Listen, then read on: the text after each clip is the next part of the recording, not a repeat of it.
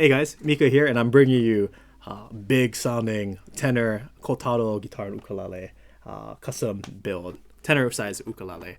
And this has some really awesome, bright, big sound that I'm excited to go ahead and get into. It sounds up when I'm going over the sounds of this instrument. But firstly, I gotta really talk about how beautiful this spruce is. I didn't know, or maybe I did know, but it's just so rare to see this kind of spruce in terms of it having so much curl or the medullary rays, which is that kind of silky texture that you see when you have a really beautiful piece of spruce and you look at it in the light. And I'm not sure if the camera will pick it out, but from my vantage point, it is absolutely insane how much curl is in this spruce top. It is breathtaking.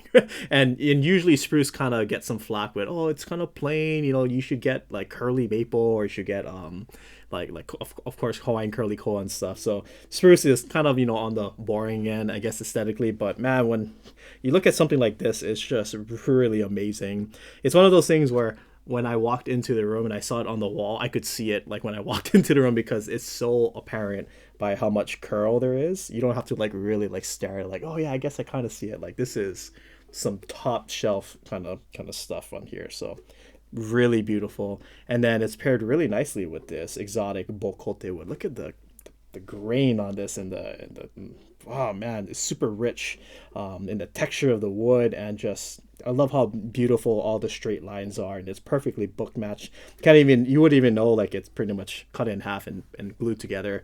But this is, yeah, two pieces of wood, but it's book matched so beautifully, like the little kind of curls in the grain pattern and over here. But I just love how straight and striking this wood is, especially like on the sides. Just really beautiful. Of course, with Kotaro ukuleles, you have this beautiful knotless side sound port. Really beautiful. Attention to detail is right up there.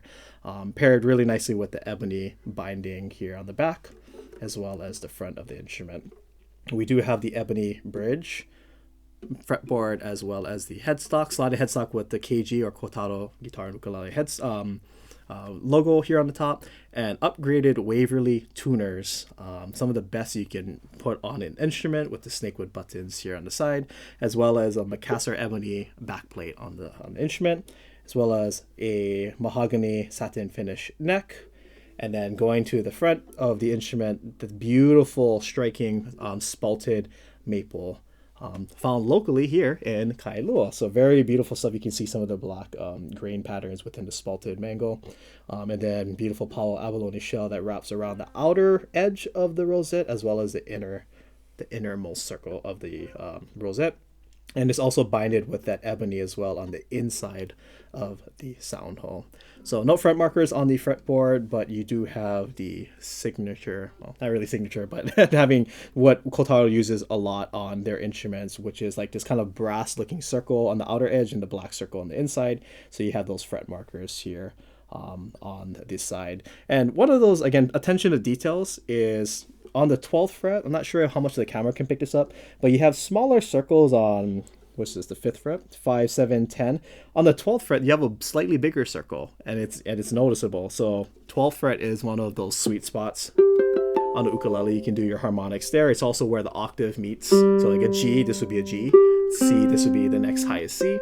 So the 12th fret is very important on ukulele. So I just love little attention to detail stuff like this, just like the knotless side part.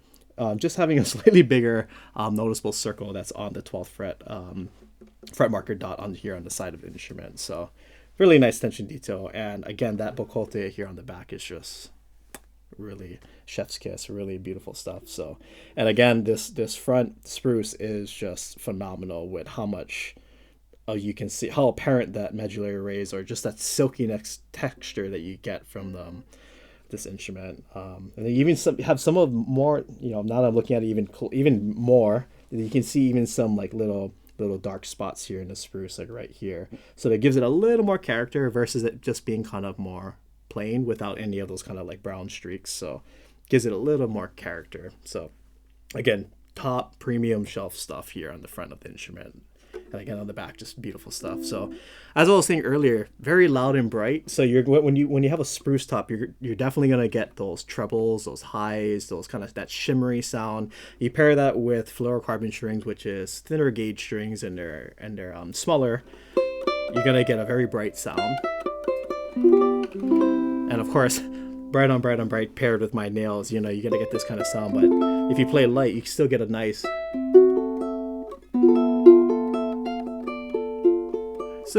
sweet sound.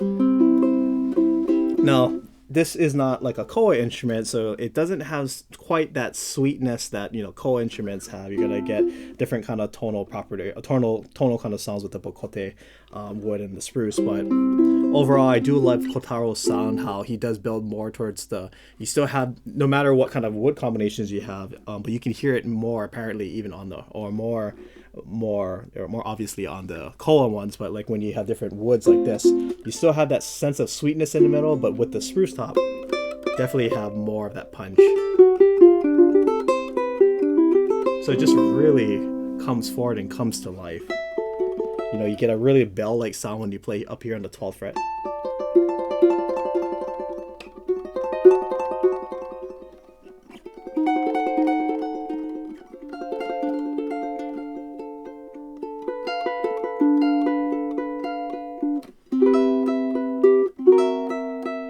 So let's say you're playing with like a guitar player, you're playing in a band. When you have this really bright sound, it's definitely going to cut through the mix, and it's going to really come through. If you're trying to be heard, even if you're not plugged in and you're playing acoustically, this sound will definitely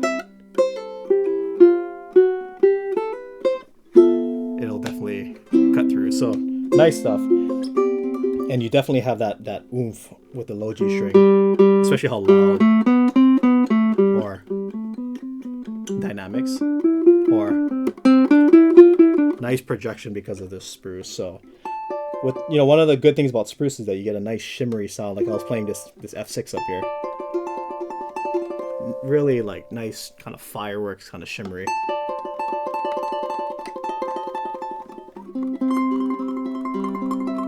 Even at like that A string right now, that 15th fret, really cuts through. So